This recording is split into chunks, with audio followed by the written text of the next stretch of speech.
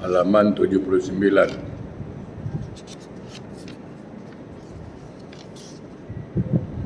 Ada orang bijak berkata, dan dia ditanya sebagai berikut: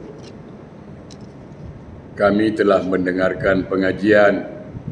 Artinya dia ada dengar pengajian, duduk dalam pengajian, tapi kami tak boleh mengambil manfaat dari pengajian itu. Mana-mana ustaz kami memang hadir punya. Apalagi kalau ustaz tu handsome, memang double confirm datang. Ya kan? Kadang ada jemaah dia datang pasal apa? Oh, rugi tak datang, ustaz dia handsome. Macam saya ni apalah. Ya kan? Nasib malang lah saya katakan. Tapi alhamdulillah. Tak ada ni jemaah cakap lah, mesti ustaz datang pasal handsome ustaz. Allahu Akbar. Saya macam kecil hati. Biar boleh buat. Tak ada gurau.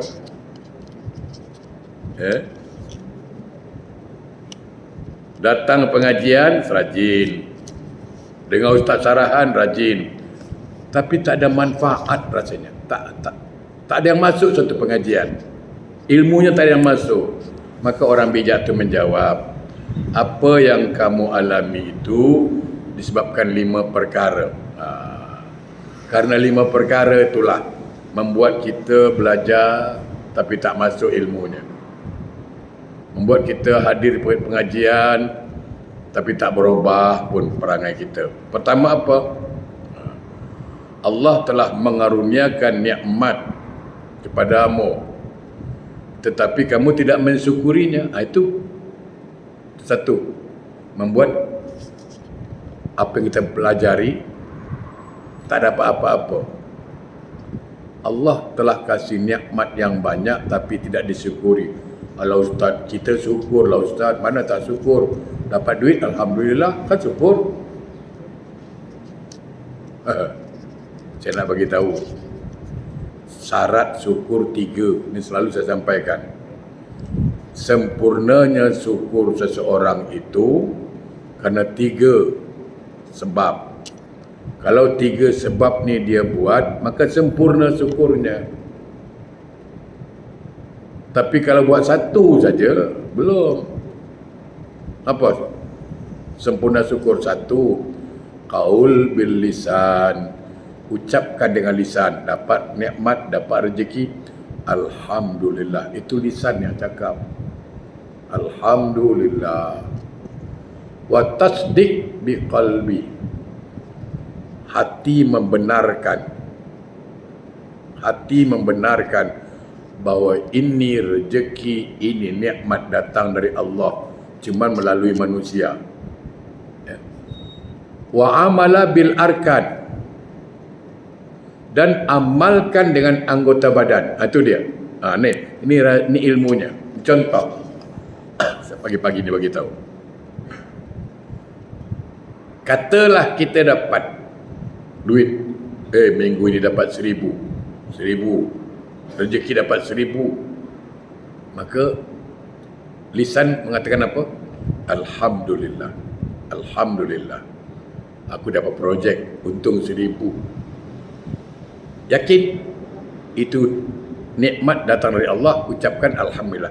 Hati mengatakan ini rezeki datang dari Allah, cuman lewat tangan si anu, cuman melalui kerja ini, cuma melalui ini. Itu jalan saja. Yang hakikatnya itu datang dari Allah. Okey?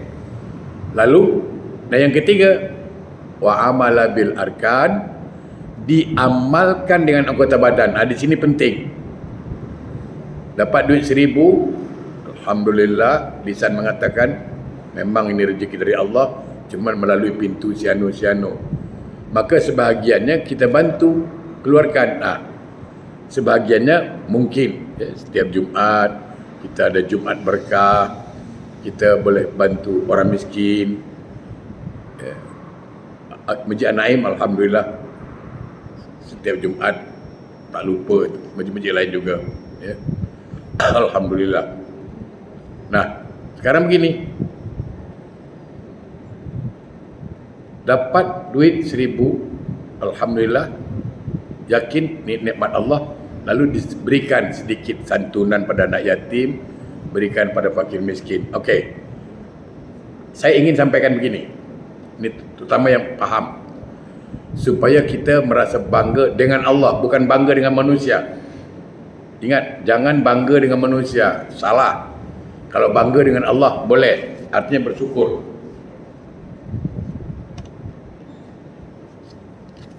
Yang tak boleh bangga dengan manusia, riak. Kalau bangga dengan Allah boleh, kita syukur. Baik. Sekarang kita kasih anak yatim duit. Kita kasih orang miskin duit. Okey. Saya bertanya, anak yatim ini hamba Allah atau tidak? Hamba Allah. Sepakat kan? Okey. Dia kan belum boleh kerja. Betul. Allah tentukan tidak rezeki dia. Tetapkan tak rezeki dia? Tetapkan. Dia belum bekerja. Dia masih kecil. Sedangkan dia perlu kepada makanan, perlu sekolah, perlu ini. Bagaimana cara Allah menyampaikan rezekinya? Itulah Allah kasih kita rezeki. Lalu Allah buka Swiss hidayah, Swiss rahmat, sehingga terbukalah pintu hati kita mengeluarkan sedekah, mengeluarkan infak untuk mereka yang sebenarnya itu memang rezeki mereka. Allah dah tentukan melalui tangan kita. Faham? Untuk itu kita bangga dengan Allah. Setelah kita bantu anak yatim, fakir miskin, kita bangga dengan Allah. Apa kita banggakan? Ya Allah, alhamdulillah ya Allah, alhamdulillah ya Allah. Syukur, alhamdulillah Engkau pinjam tangan aku untuk menyampaikan rezeki mereka. Jemaah, kita nak titip duit dengan orang pun tengok orangnya jujur ke tak jujur. Pun kita nak pilih orang jujur, betul? Betul kan? Kita nak kasih duit orang, nak sampaikan titipan dengan orang, kita tengok orang ni jujur ke tidak. Kalau kita saja menitipkan duit pada orang, memilih orang jujur, apalagi Allah. Allah pasti pilih. Allah sudah anggap kita jujur. Maka kita bangga, alhamdulillah ya Allah, kau pakai tangan aku, yang sebenarnya itu rezeki dia. Itu. Maka nikmat hidup ini Allah akan kasih lagi, kasih lagi, kasih lagi, tambah terus nikmatnya. Jadi kelemahan kita di situlah. Banyak Allah kasih nikmat tapi tidak disyukuri. Allah beri kesehatan, sehat. Saya yakin kalau depan masjid ni ada lapangan tak? Kalau datanglah penyanyi Inul atau penyanyi-penyanyi mana lah, itu pasti penuh konsert. Betul kan? Konsert penuh, tiket dia mahal pula. Saya dengar ada tiket harga sampai $150. Orang pergi datang konsert. Tapi untuk datang ke pengajian berat sekali. Ini nikmat kesehatan tidak dimanfaatkan. Nikmat umur tidak dimanfaatkan. Itu pertama. Kenapa kita mengaji, datang ke majlis taklim, datang dengar ustaz ni sarahan, tapi tak ada yang masuk satu pun. Kenapa? Karena kita tidak mensyukuri nikmat Allah. Mestinya kita syukuri. Itu satu. Perlu dipahami. Jadi kenapa kita banyak dengar kajian tapi tak ada yang masuk? Karena kita tidak mensyukuri nikmat Allah. Yang kedua, kenapa kita sering lupa, sering lalai dalam pengajian? Tak ada yang masuk satu pun ilmu. Itu kenapa? Karena ketika kamu melakukan dosa, kamu tidak mohon ampun kepada Allah. Itu. Saya selalu katakan, siapa orang tak bersalah? Siapa? Siapa orang tak berdosa? Siapa? Semua orang pasti bersalah. Sebab kita bukan malaikat. Kalau malaikat memang tak ada salah. Kalau setan pula tak ada baik. Itu ingat. Kalau setan tak ada baik, maka jangan suami jangan cakap abang tak ada baiknya lah. Kalau abang tak ada baik, berarti abangnya setan lah tu. Ada pula suami cakap tak ada baik. Iblis berarti suami setan ni. Kadang-kadang ada makcik-makcik cakap, apalah abang ni tak ada baik sekalipun. Tak boleh cakap begitu. Mana ada orang tak ada salah. Nah, ketika kita bersalah, kita minta ampun. Minta ampun. Istighfar. Ambil uduk. Ya, itu. Allah tahulah kita banyak salah. Tahu. Itu. Saya selalu menyampaikan tentang dosa ni. Tak usah ulang-ulang lagi, sering nanti. Saya ingin sampaikan satu aja, ingatkan balik. Ya. Tahu tak? Kenapa kalau kita minta ampun Allah ampunkan? Itu. Nak tahu kuncinya tak? Nak kata nak, sonyap je. Saya beritahu. Ketika kita minta ampun kepada Allah, istighfar kepada Allah atas dosa kita, Allah ampunkan. Kenapa? Sebab kalau Allah tidak ampunkan kita, yang happy siapa? Setan. Iblis happy betul. Suka betul dia kalau kita tak diampunkan. Kalau kita tak taubat, kalau kita tak baca istighfar, alamak, iblis happy lah.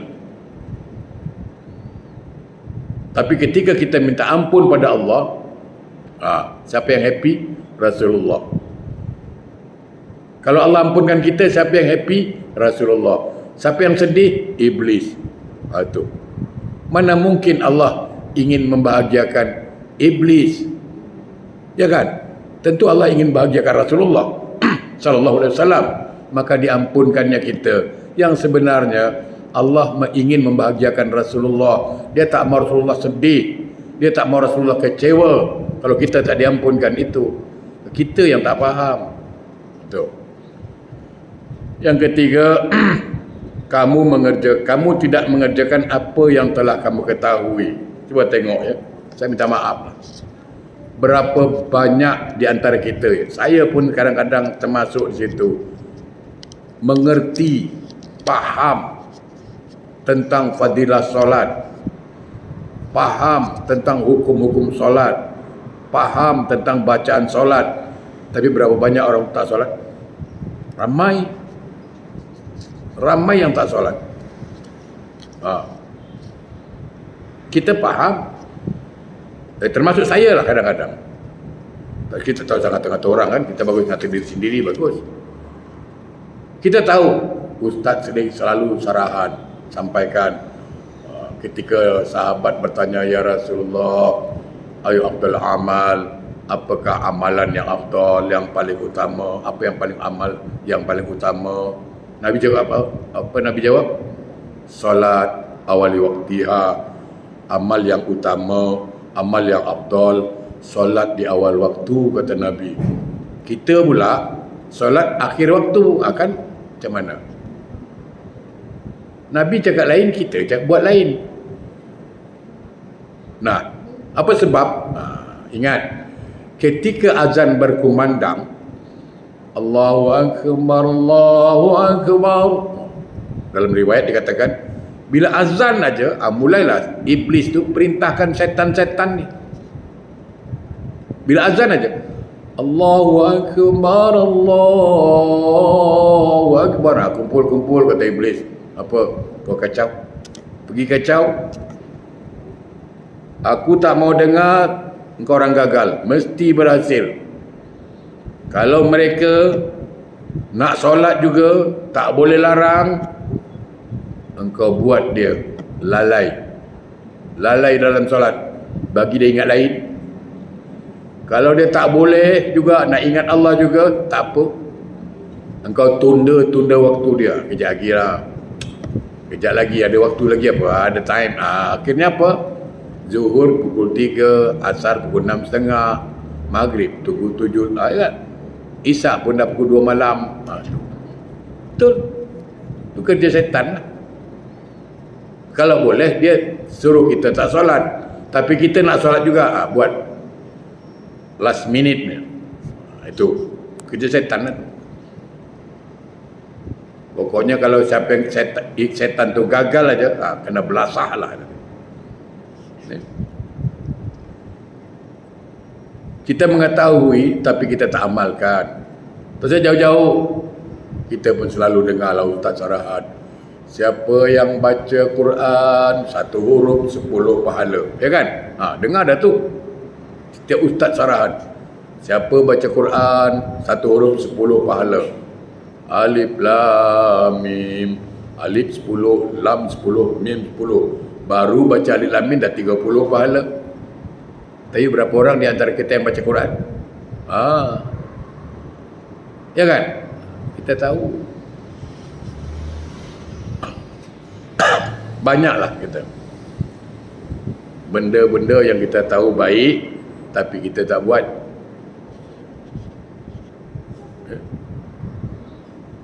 Contoh lagi ni, saya bagi contoh. Semalam, 2 hari yang lalu, semalam lah ada yang datang jumpa saya. Dia buat dua cerita. Dia minta pendapat saya. Cerita pertama, anaknya. Cerita anaknya. Anaknya dah daftar haji, cuma agak tak ragu ni macam mana. Akhirnya sampailah turn dia nak berangkat, dipanggil, duit tak ada. Lalu ada orang nasihati dia, tak apa, kau berangkat haji, kalau perlu jual rumah dulu, tak apa, sayang nanti payah daftar tunggu lama. Ini anak memang nekat, dijualnya rumah untuk pergi haji suami isteri. Balik dia ngontrak, sewa lah, pergi haji. Alhamdulillah balik dari haji, dalam tempoh 3-4 tahun lah dia bangun rumah, beli kereta lagi, rezeki banyak. Sebaliknya maknya, ini cerita mak dia ni. Ini cerita, ni tadi anak dia ni mak dia. Mak dia pula tidak,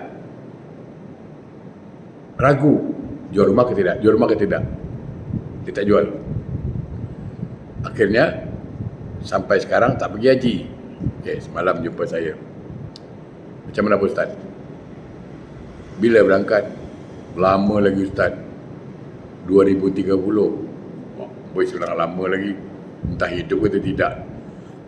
Ya kan? Jadi saya fikir-fikir, dia takut kalau dia mati. Saya bilang, usaha sudah, kan dah daftar. Kalaupun mati, tidak lagi ada dosa meninggalkan haji kerana dia sudah berusaha mendaftar. Ya kan? Cuma waktu time dia belum tepat. Yang berbahaya yang ketiga, pengakuan jujur dari dia. Waktu saya muda, dia ada 3 cerita ni, dari orang yang sama cerita 3 orang. Waktu saya muda, ke mana tempat saya tak pergi. Amerika, Paris, London, lagi Holland. Jemaah pernah pergi Holland? Saya dulu tiap minggu pergi Holland. Betul. Orang tak percaya. Saya dulu tiap minggu pergi Holland. Ya, tiap minggu Holland Road lah.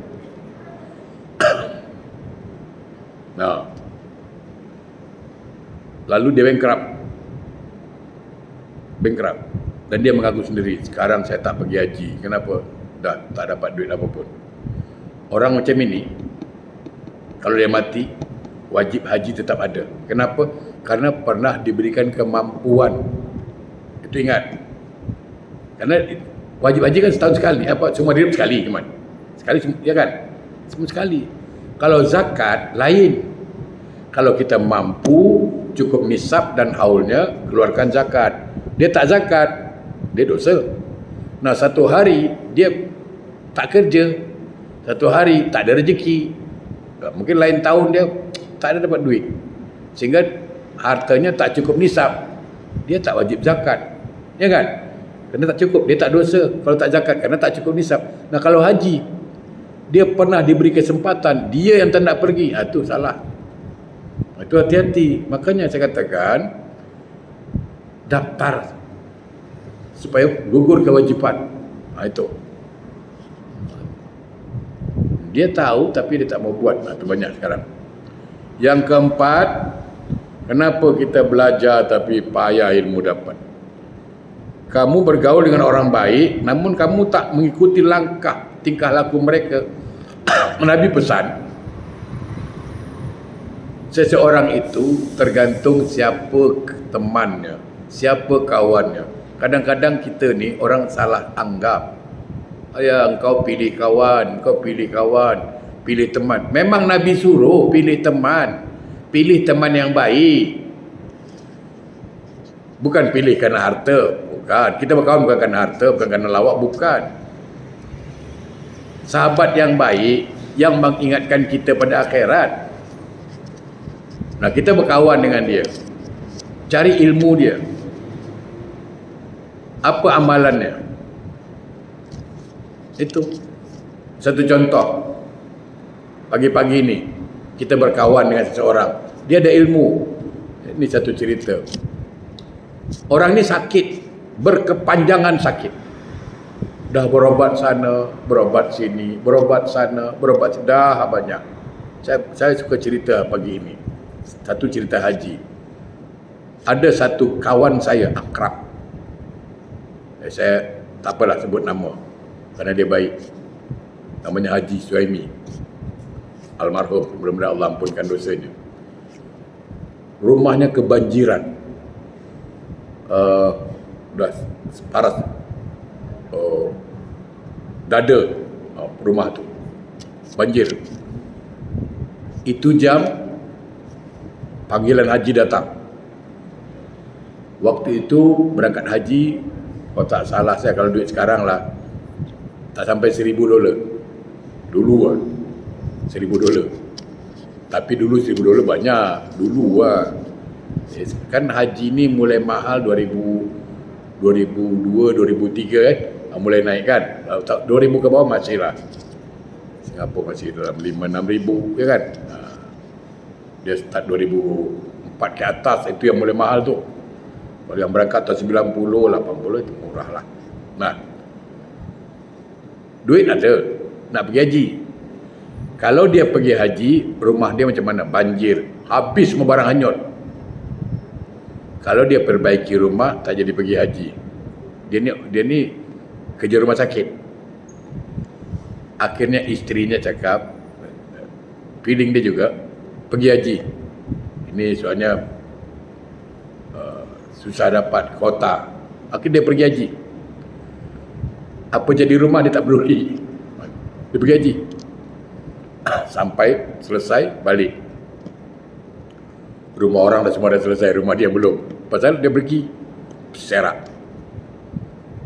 Pun dia kemas lah. Dah balik dia kemas. Yalah, namanya orang berhaji kan, biasalah. Satu hari dengan izin Allah, satu orang Cina datang berobat jumpa dia. Dan saya pun dengan dia sesuai kalau berobat. Heran saya. Dia bukan doktor tau. Dia kerja rumah sakit. Dia kerja rumah sakit tapi dia bukan doktor. Tapi dia senior lah. Dia memang orang lama lah katakan. Saya dengan berobat dengan dia sesuai.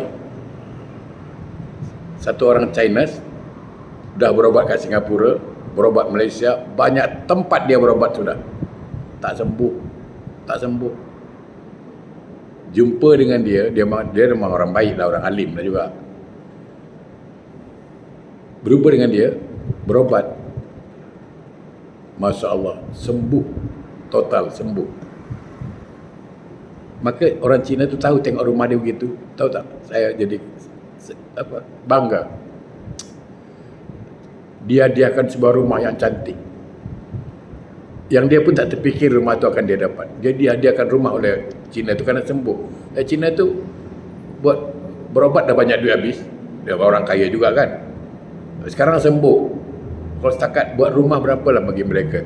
Dia buatkan rumah. Dan disuruh pergi haji lagi waktu tu. Sampai cakap 2 kali dia haji. Tu. Betul-betul luar biasa. Kalau Allah berkehendak. Itu. Jadi dia faham. Lalu diamalkannya. Kita tidak. Ada kawannya terakhir ni lah. Dia tak pergi haji. Bankrupt. Sampai sekarang susah dia. Susah. Maka saya katakan, bagi orang yang ada rezeki jangan lagi tunda-tunda lah. Kita berkawan, cari yang baik.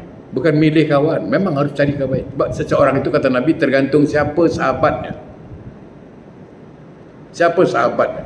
Kalau dia berkawan dengan orang baik, insya-Allah baik. Terutama anak-anak kita. Anak-anak kita. Pesankan anak-anak, kau nak berkawan, berkawanlah. Cuma penting kawanku tu mesti orang baik. Yang mengingatkan kita kepada kebaikan. Kalau kawan huru-hara tak payahlah. Yang kelima, ini. Kamu menguburkan mayat orang mati tapi kamu tak pernah mengambil pelajaran darinya. Kita tengok orang meninggal biasa. Tapi kita tidak mengambil iktibar, tidak mengambil pelajaran di situ. Bayangkan. Ini hari kita tengok orang mati, besok kita ditengok orang. Hari ini kita mandikan orang mati, besok kita dimandikan orang. Ini hari kita memasukkan jasad orang ke dalam kubur. Besok jasad kita dimasukkan orang. Ini hari kita sembayangkan orang, besok kita kena sembayang orang. Itulah hidup. Kullu nafsin za'iqatul maut, setiap yang bernyawa pasti mati. Pasti. Kita dah banyak tengok, minta maaf saya katakan. Minta maaf. Kadang jasad mak itu, jasad orang tuanya, tanahnya masih basah lagi. Adik-beradik dah bergaduh. Pasal tanya rumah pula. Bila nak jual? CPF nama siapa? Astagfirullahaladzim. Itu yang ditanya dia. Itu yang ditanya, CPF nama siapa? Macam mana cara nak bagi? Menggeleng awak ni. Bukan doa pada orang tua dulu. Banyak. Ya. Pesankan betul-betul. Kalau mengantar orang meninggal, besuk orang meninggal, bagus. Tapi itu tadi, jadikan iktibar. Ini hari aku hantar engkau, besok aku kena hantar. Ya. Baik. Kita sambung sebuah hadis lagi yang panjang. Al-Faqih menuturkan dari ayahnya dari Rasulullah SAW. Ma min yawmin illa wa yanzilu minas sama' khamsun minal malaikah. Tidak ada satu hari kecuali diturunkan 5 malaikat. Setiap hari itu 5 malaikat turun 5 tempat. Tidak ada hari tanpa ada 5 malaikat yang turun di beberapa tempat. Ahaduhum, pertama di Makkah. Pertama malaikat turun di Mekah. Itu pertama. Tidak ada malaikat yang turun di Mekah. Wasani bil Madinah. Di Madinah juga ada turun malaikat. Wasalis bi Baitul Maqdis, di Baitul Maqdis. Warabi' yang keempat bi maqabiril muslimin, di tempat kuburan-kuburan orang Islam. Ya. Wal khamis bi aswaqil muslimin, pasar-pasar orang Islam lah, di pasar-pasar ke Jailang atau malaikat pada turun di beberapa tempat. Pertama Mekah. Setiap hari malaikat akan turun. Pertama Mekah, Madinah, Baitul Maqdis, kuburan dan pasar. Wa ammal ladzi yanzilu bi Makkah fayunadi ala man taraka faraidallahi ta'ala faqad kharaja min rahmatillahi ta'ala. Allahu Akbar. Ada seruan yang di Mekah, ya. Malaikat turun di Mekah lalu berseru. Apa kata malaikat itu? Ingatlah, barang siapa meninggalkan perintah-perintah Allah Ta'ala, maka ia telah keluar dari rahmat Allah Ta'ala. Allah na'udzubillah min zalik. Kita ni setiap ustaz, setiap hari kan jumpa kawan, selalu mengatakan semoga Allah rahmati kamu, semoga Allah rahmati kamu. Kenapa? Kenapa rahmat paling penting? Kerana apapun yang kita minta pada Allah, kuncinya daripada rahmat. Kita minta ampun pada Allah, Allah tak akan ampunkan kita kecuali rahmat turun dulu. Atas dasar rahmat Allah ampunkan kita. Allah tak akan beri kita hidayah kecuali rahmat Allah turun dulu pada kita. Kita tak akan pernah jadi baik, tidak akan pernah jadi soleh dan solehah kecuali rahmat Allah turun pada kita. Nah, ketika kita melanggar aturan Allah, disuruh tutup aurat, dia buka. Ada satu soalan bagus, Ustaz, saya tak faham lah Ustaz, perempuan ahli neraka di antaranya kerana apa? Punuk unta katanya. Rambutnya macam punuk unta. Maksudnya apa Ustaz? Beginilah. Kita kalau baca jangan teksnya. Jangan teksnya. Bacalah konteksnya. Sebenarnya tujuannya apa? Kenapa Nabi cakap salah satu perempuan yang akan masuk ke neraka, perempuan yang pakai tudung macam punuk unta. Macam mana tu? Jadi gini, kan ada jenis perempuan yang rambutnya panjang, lalu diikat, ya kan, diikat, biasanya pakai getah lah, okey, lalu disimpul, lalu dia pakai jilbab, ada menonjol sikit, ya kan, itu wajar, normal lah, nama kena ikat kan pastilah menonjol sikit. Yang punuk unta ni sudah dia ikat gulung-gulung, dia sibak ke depan, faham? Lalu dia pakai jilbab, kan tinggi tu. Di sini Singapura tak ada buat tau, kat kampung air banyak. Jangan cakap orang. Kat Singapura tak ada buat, I tahu. Kat kampung air banyak. Betul. Tak kata orang. Tinggi. Kenapa? Kerana dia sedang minta. Orang kan tengok dia kan, perhatian, di situ salahnya. Kerana mohon perhatian orang, di situ salahnya. Ambil perhatian dari laki-laki lain, itu, di situ salahnya. Jadi jangan tengok punuk untanya, kerana kelakuannya itu. Sama perempuan cukur alis mata diganti. Salah tak? Salah. Salah. Padahal kita suruh potong kuku. Kenapa salah? Karena minta perhatian. Kan ada tu cukur alis mata, habis tu ganti pula dengan yang buatan China kan. Tu kecil betul. Itu hitam ya. Sekali kena panas meleleh kawan. Itu bayangkan dia solat. Ingat, merapikan no problem, boleh. Merapikan boleh, tak masalah. Merapikan tidak masalah. Yang dilarang itu mencukur habis diganti. Sebenarnya kalau kita ngaji tauhid, bertambahlah kuat iman kita. Kenapa? Bayangkan rambut boleh panjang, ya kan, sampai panjang.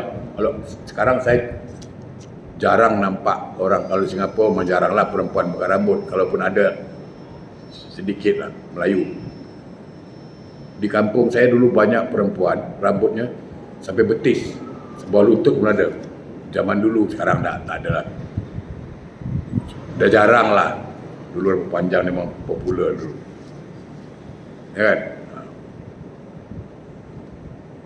Itu kalau disuruh tutup tapi dia buka, itu.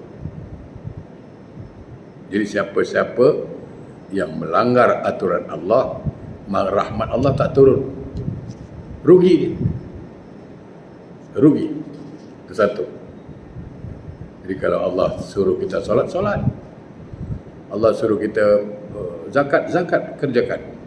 dan semua perintah Allah itu kita mampu. Kerana Allah akan perintahkan kita bagi yang mampu. Yang kedua,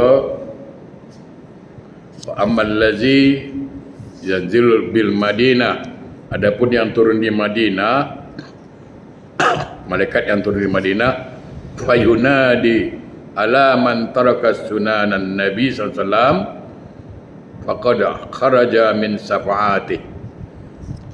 Yang di Madinah dia turun, malaikat turun, dan dia mengatakan apa?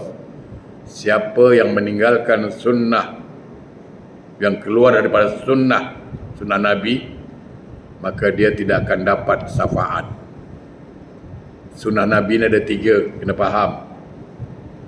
Fahamkan betul, sunnah Nabi ini ada 3. Satu disebut sunnah qauli. Sunnah qauli apa? Ucapan Nabi. Nabi bercakap, itu sunnah. Nabi kata begini, itu sunnah Nabi lah. Jadi ada sunnah disebut sunnah qauli, ucapan. Nabi bercakap, sabda Nabi itu. Ada lagi disebut sunnah fi'li, sunnah perbuatan. Cara Nabi tidur, cara Nabi mandi, cara Nabi makan, kan gitu. Nabi makan tangan kanan, tidak tangan kiri.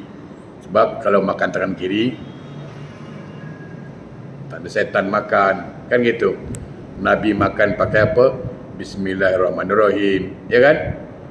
Ya, siapa yang makan tak baca bismillah, setan ikut makan, kan gitu. Selalu pernah dengar kan? Siapa makan tak pakai bismillahirrahmanirrahim, maka setan ikut makan. Ada kawan saya degil, cerita. Kawan saya degil, dia makan kerupuk.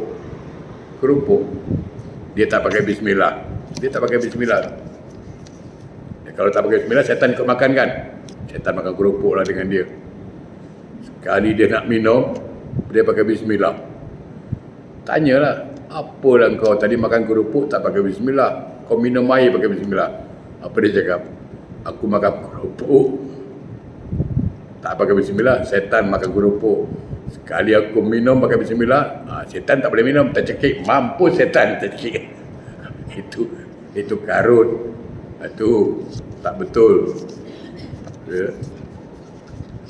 Dia tak baca bismillah minum air. Dia minum air, dia baca bismillah. Kenapa baca bismillah? Supaya setan tak boleh minum. Tercekik dia makan kerupuk dia. Jadi ada sunnah fi'liyah, perbuatan. Ada satu sunnah lagi, namanya sunnah takririyah, sunnah diam. Jadi orang ni buat, Nabi tak, no comment. Tu Nabi tak cakap salah, Nabi tak cakap itu salah, dia tak cakap, cuma dia diam. Tu dia no comment. Itu pun sunnah, jadi dibenarkan itu maksudnya. Ya. Jadi siapa-siapa yang anti sunnah atau keluar daripada sunnah Nabi, maka dia tidak akan mendapat syafaat nanti.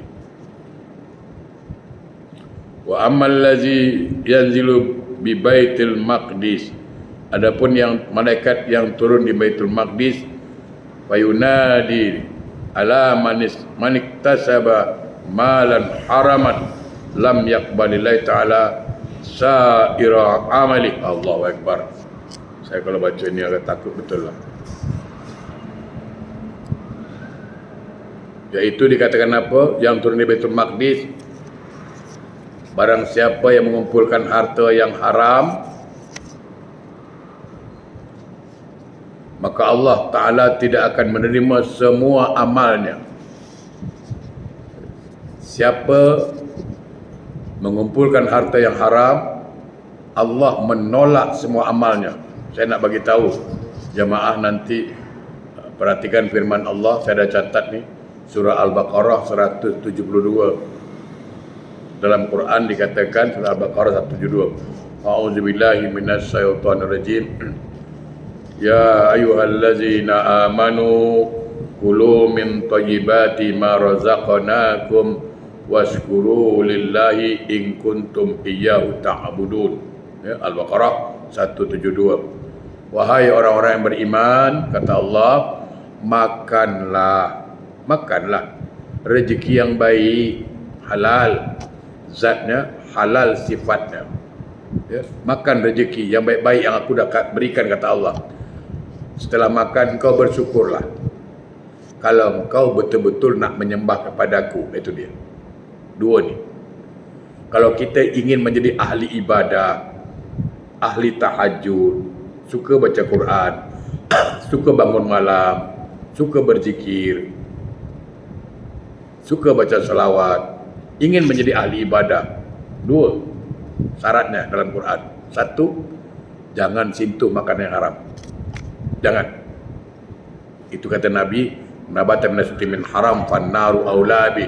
Setiap daging yang tumbuh dari yang haram, neraka lebih baik buat dirinya. Jangan sentuh barang yang haram, makan yang haram, baik sifatnya, baik zatnya. Yang kedua, jangan lupa mensyukuri nikmat Allah, maka kita menjadi ahli ibadah.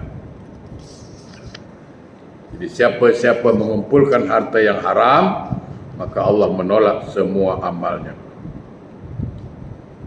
Wa ammal ladzi yanzilu bi maqabir muslimin.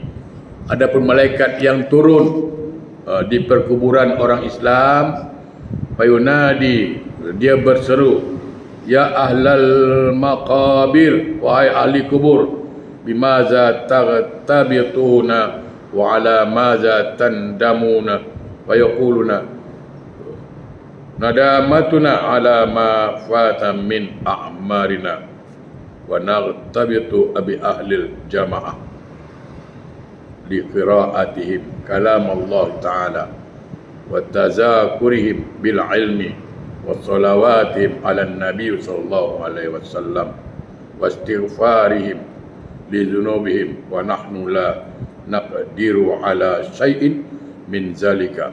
Allahu Akbar. Adapun yang malaikat yang turun di kubur dikata apa? Wahai ahli kubur, apa yang kamu senangi dan apa yang kamu sesali? Malaikat tanya semua orang kubur, apa yang kau senang? Apa yang kau sesali? Lalu orang kubur menjawab apa? Kami menyesali umur kami yang lewat begitu saja tanpa mengerjakan amal soleh.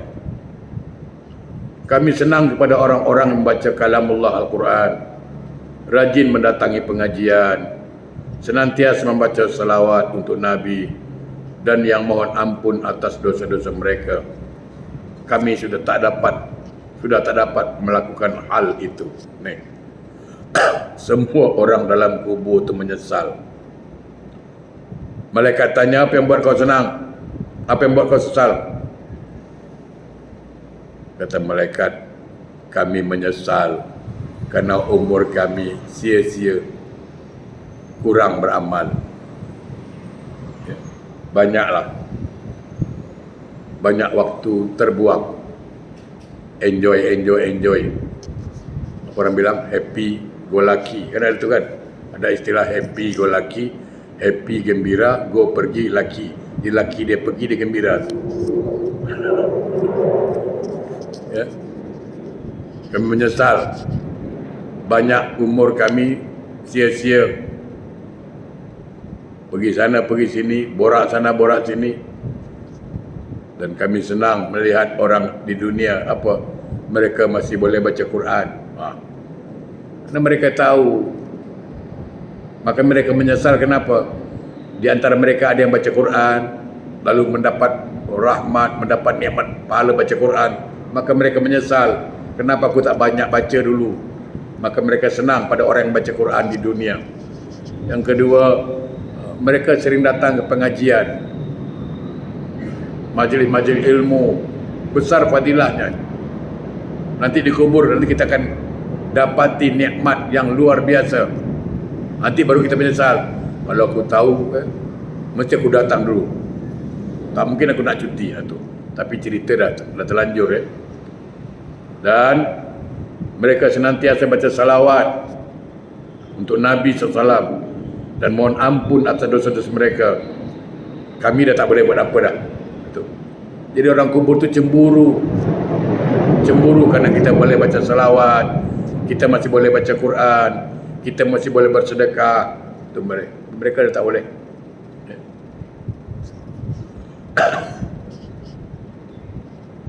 Wa ammal ladzi yanzilu fil aswaqi, adapun yang turun di pasar, ada seruan, wahai segenap manusia, awas dan waspadalah, kerana Allah Ta'ala mempunyai ancaman dan siksanya, maka hendaklah ia segera memperbaiki diri dan bertaubat dari dosanya. Kami telah menakut-nakuti kamu, namun kamu tidak takut. Seandainya saja tidak ada orang-orang yang kusuk beribadah, atau bayi-bayi yang sedang menyusu, binatang-binatang yang terpelihara, orang-orang yang rukuk, niscaya telah ditimpakan siksa atas kamu. Allahu Akbar. Malaikat turun di pasar, lalu mengatakan apa? Allah dah kasih ancaman. Allah dah takutkan engkau dengan azab kubur. Dah ditakutkan dengan azab neraka, tapi kau orang memang tak takut. Berani juga. Apa kata malaikat? Kalau bukan kerana ada bayi yang sedang menyusu, kalau bukan kerana ada orang masih rukuk, sujud, solat, kalau bukan kerana masih ada orang baca Quran dan berzikir, atau kerana ada binatang yang dipelihara, dah lama kami timpakan azab pada kalian ini. Bayangkan. Jadi bersyukur kita, ya, selagi ada orang berzikir, kita bersyukur. Selagi ada orang rukuk, sujud di masjid, kita bersyukur. Azab Allah tertahan. Selagi ada bayi, ya, kita bersyukur menyusu. Orang zaman sekarang beza, ya kan? Orang zaman dulu lain, banyak anak, banyak rezeki, kata dia. Betul? Zaman sekarang lain pula, banyak anak, banyak risiko, kata dia. Astagfirullah. Bila orang sekarang gitu cakap. Kalau zaman mak saya dulu pula, banyak anak, banyak rezeki. Zaman sekarang, banyak anak, banyak risiko. Adik-beradik mak saya 14 anak dia. Adiknya 16. Yang di bawah lagi dia 18 ke 16. Main belas saja. Orang sekarang sebut berapa anak? 2, berapa? 3, kau 4 terkejut langsung. Baru 4 terkejut. 14. Hiduplah semua. Baik, sekarang itu dulu, insya-Allah mudah-mudahan bermanfaat. Yang benar tanya Allah, dari yang salah dari saya, mohon maaf atas segala kekurangannya. Terima kasih perhatiannya, insya-Allah.